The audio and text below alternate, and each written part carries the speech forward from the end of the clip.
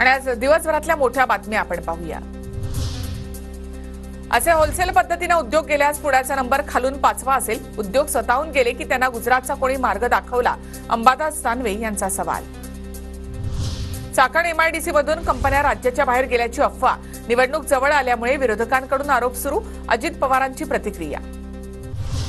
मुस्लिम समाजाविषयीच्या वक्तव्यामुळे नितेश राणेंच्या भूमिकेवर भाजपचे नेते हाजी अराफत नाराज, हाजी अराफत शेख यांच्याकडून पक्षाचा राजीनामा देण्याचे संकेत। विधानसभा निवडणुकीसाठी मनसे अध्यक्ष राज ठाकरे पुन्हा दौऱ्यावर। 5 ऑक्टोबरला संभाजीनगर, 6 ऑक्टोबरला नाशिक, 7 ऑक्टोबरला पुणे दौरा असेल। विधानसभेला 225 ते 250 जागा लढवण्याचा मनसेचा निर्धार।